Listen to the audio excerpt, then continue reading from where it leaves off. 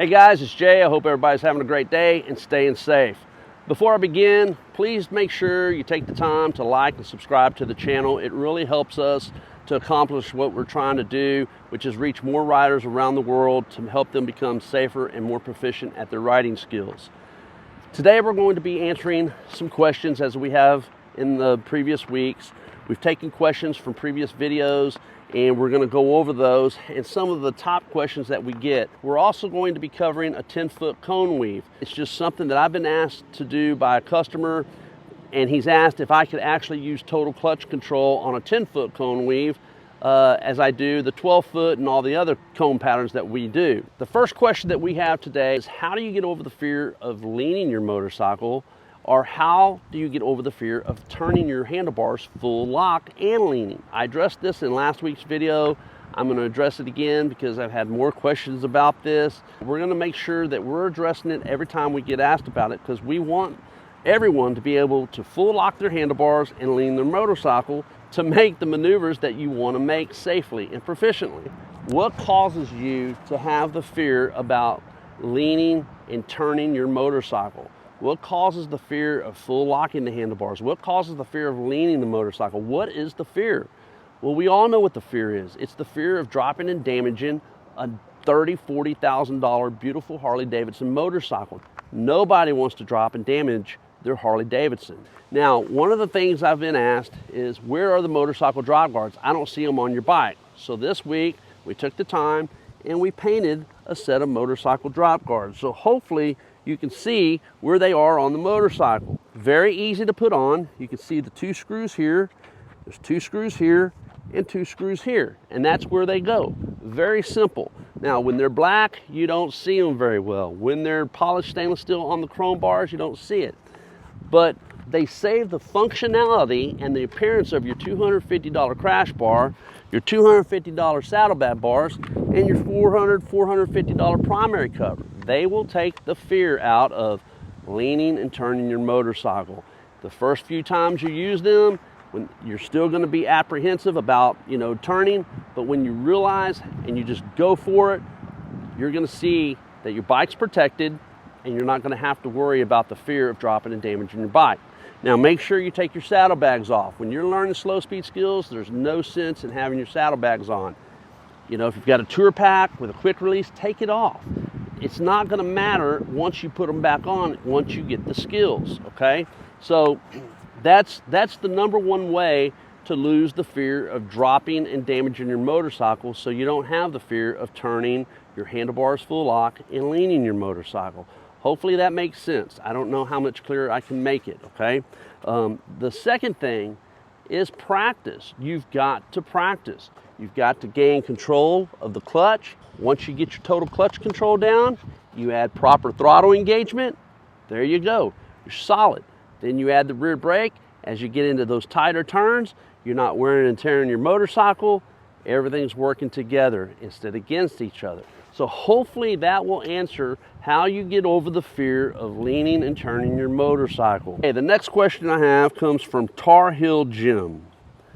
He asks, are your techniques any more or less challenging if you're using a Harley with a hydraulic clutch? I have a 2019 Ultra Limited with a hydraulic clutch. Well, I'm going to tell you this. I've got a cable clutch here, and I've got a hydraulic on my other bike. And honestly, it doesn't faze me either way. When I first got the hydraulic clutch years ago, there was about a 15, 20 minute learning curve.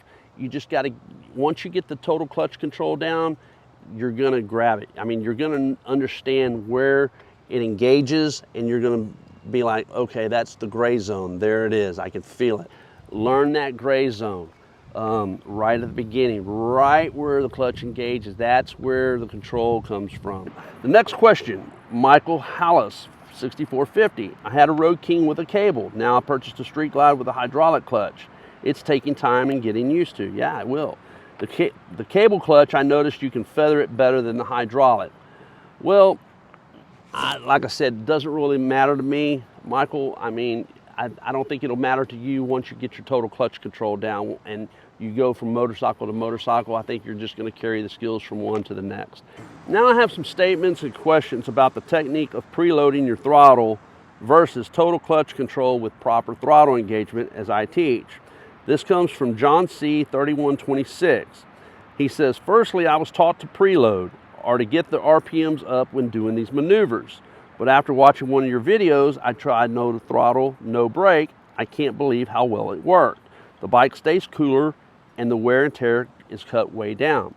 Well, John, I would agree with you. I mean, it's a lot less wear and tear on your bike because you're not raising the RPMs prior to clutch engagement, okay? You will smoke a clutch if you're raising your RPMs and you're partially engaging the clutch and you're out on a parking lot, and especially a hot parking lot like here in Texas.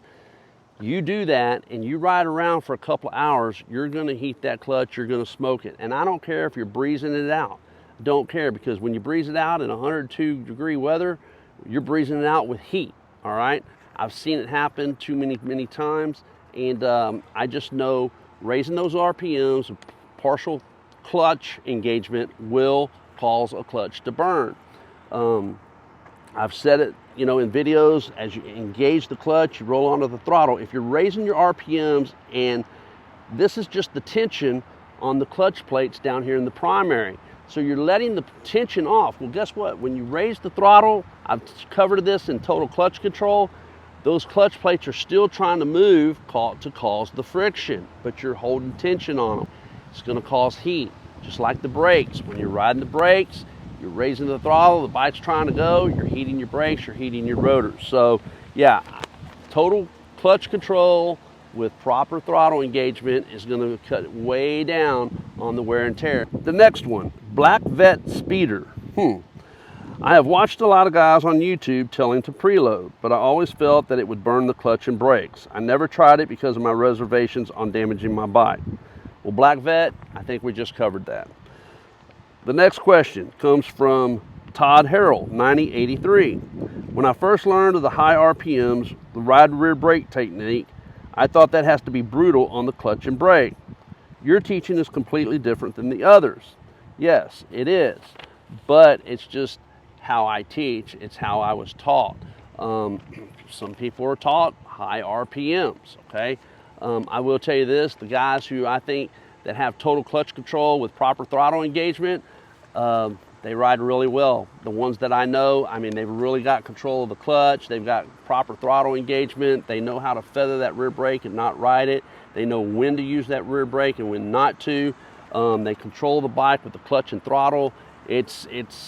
They're amazing riders. So, you know, there you go. The next question comes from Lance Cummings, 3363. I've been working on your technique, but I'm having trouble with throttle control. Do you hold the friction control by keeping the clutch steady, or do you constantly engage the clutch to the friction control, then disengage and re-engage while keeping the throttle RPMs loaded? I find myself wanting to constantly engage the clutch. Well, here's the deal. Lance, when I'm rolling around, if I'm just rolling, if I've got enough momentum, okay, and I want to make my U-turn like you see me do between the two parking spaces, I'll bring the clutch in. If I've got enough momentum, as I start to make my turn, I'll just engage that clutch into the gray zone, just enough into the gray zone, not way out here. I mean, I don't know if you can see, like, so the gray zone's here, right there. I don't come all the way out here to engage it. I just get into that gray zone just enough to give me a little more RPM or momentum and keep turning my handlebars. Now, if I feel I need a little more, I'll go ahead and open the clutch up a little more. But I don't really, when I'm making turns, I'm not doing this. I'm not engaging, disengaging. Now, if I'm in a pattern such as the intersection, the iron cross, you know, I'll engage and then I'll disengage, then I'll engage, then I'll disengage, then I'll engage and disengage as I'm making those turns and transitions in the iron cross. Or like the offset cone weave, I can do that too. But for a simple U-turn, if I'm just cruising across a parking lot and I've got, you know, I'm just relaxing and I'm like, okay, I need to make a little turn, I'll just barely engage it into the gray zone. I don't really raise the RPMs, even in the iron cross. I guess the only pattern that I may use some RPMs on is the keyhole, which is 18 foot and it's a 5-foot gate. But you can actually do that with total clutch control too, and no rear brake, which we've got videos on. So hopefully that answers your question. If not, ask again. I'll try to answer it next week. This question comes from Mike Davis 88. Hey Jay, great video. I have a mechanical question. Where are you setting your internal clutch adjustment? Half turn out, 3/4 turn, full turn? Also, any recommendations for primary oil to control the heat? Well, I'm going to tell you, I have no idea what my clutch setting is. I don't mess with it. Whatever comes from the factory is how I ride these bikes. This is the first bike I've ever changed the handlebars out on, and they're a little wide for me. I've just made a video, and you'll see that it's the first video I've done on this bike. I don't think I've released it, but I've got a lot of video I need to put together. But they're wider than what, and my hands are out here instead of right here, which is what I'm used to. And it's amazing how that has made a difference in the way I feel on the bike. I don't feel as comfortable on this bike. And this bike is actually lighter than my electric glide. So I like the bike, but to climb back on my blue electric glide, I can feel the weight different. It's a great bike. I love it. It's fast, smooth. It sounds great. I actually put pipes on it for the first time. Other than that, I don't mess with anything. So as far as the primary oil, I use synthetic. So down here in Texas, especially because it gets really, really hot. Dave Jackson, 1970. How can I find the minimum turn radius for my bike? I know there is some mathematical calculation, but that is over my head. Well, mine too, to be honest with you, Dave. I would just say lock your handlebars and duck walk your bike, and then maybe put some lean in it, okay? That's a great way. I know the Indian motorcycles don't turn quite as easily or as tight as the Harleys. I rode an Indian Pursuit. I made an 18-foot turn with it, but it gets to where it's scraping, and you really don't want to do that. You want to ride the bike to the bike's limit, okay? I've heard people say, well, I don't need to make an 18-foot U-turn. Well, here's the deal. Maybe you don't, but you never know, okay? You want to be able to ride the bike to the bike's limit. If you're on a Honda Goldwing, ride it to the limit. That's your safety. That's your enjoyment. Ride the bike to as far to the limit as you can. Get your skills down. I mean, it's going to benefit you. I wouldn't understand why you would never want to be able to ride a bike to its limit without tearing things up. I don't understand that. Why would you only want to say, well, I just want to ride this good?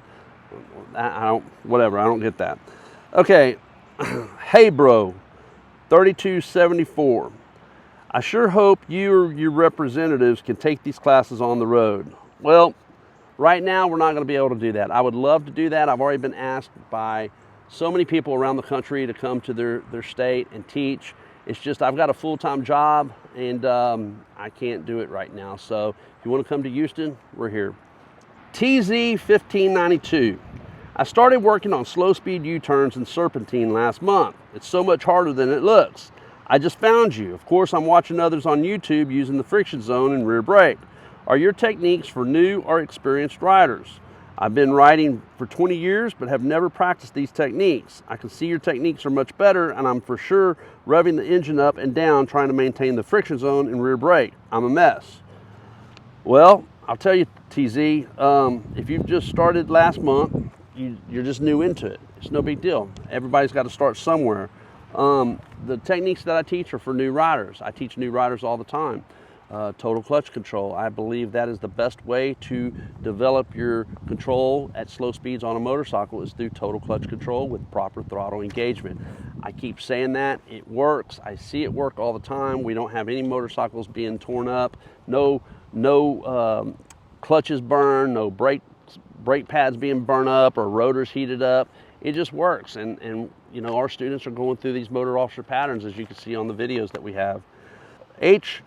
D Road King 6719 asks, could you tell me what is your speed going through this course?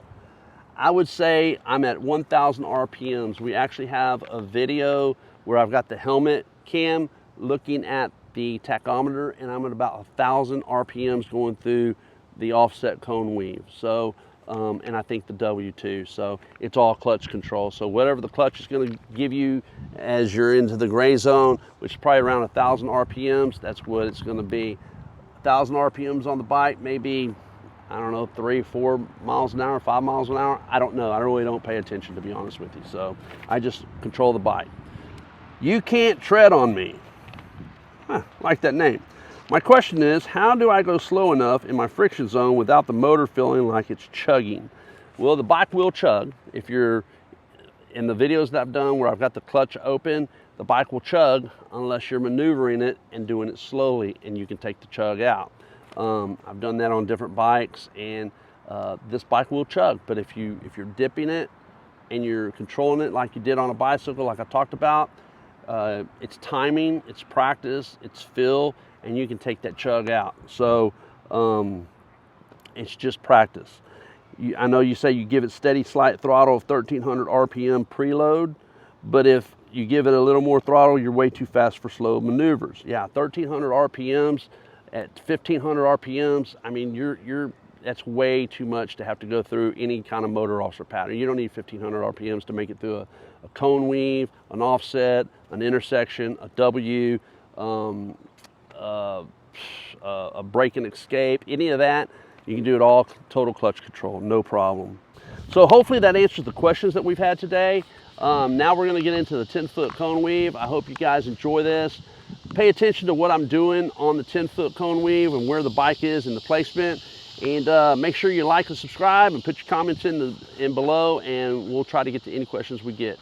Today we're discussing a 10-foot cone weave. We recorded the video yesterday, but I forgot to explain how the pattern was set up. So we're back out here today. Let me go through this real quick. The cones are 10 feet apart. I set them up 10 foot from on center to 10 foot on center. You can set them up from 10 foot inside base to 10 foot inside base. It'll give you a little more extra room, won't make it as tight, but it's an actual 10-foot cone weave on center that I've set up. We use total clutch control on this pattern as well. We also demoed it with throttle, so proper throttle engagement with the total clutch control.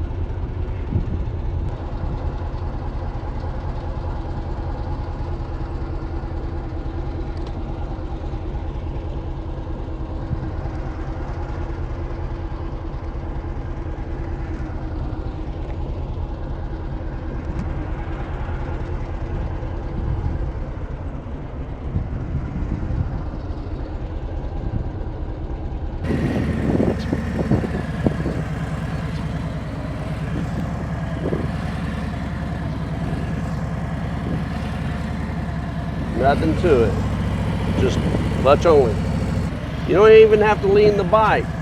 Just keep the bike straight up and down almost. You can just turn right through it. It's no big deal. Now let's lean through it. You don't have to lean that much.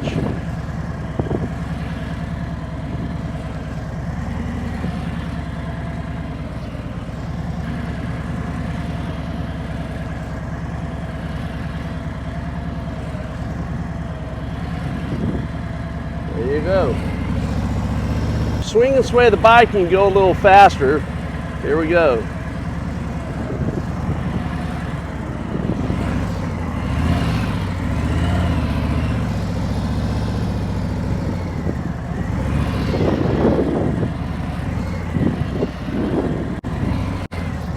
Use the brake, see? Now this is a competition race. You're going to raise your RPMs, but still use proper clutch engagement with a little bit of rear brake.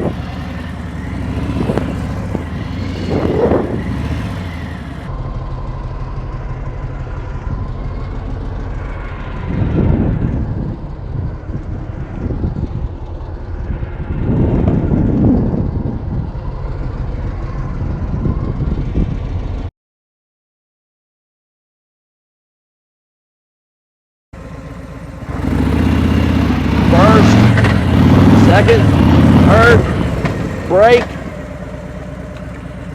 Transition, total clutch control.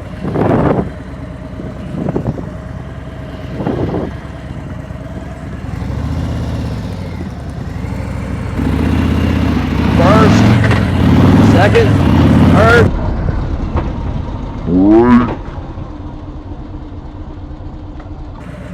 Transition, total clutch control.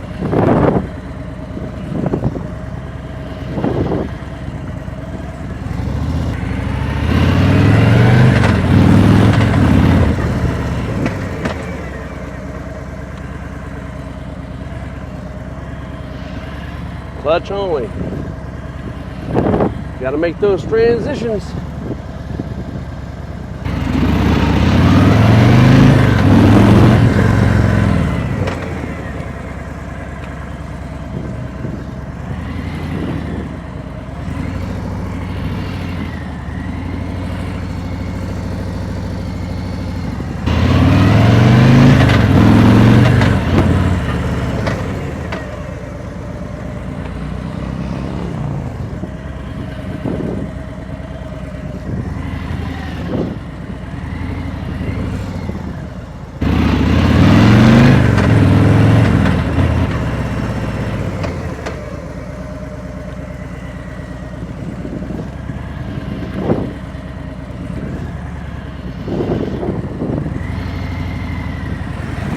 Thanks. You guys have a great week and train hard, ride safe, and be good to one another. See ya.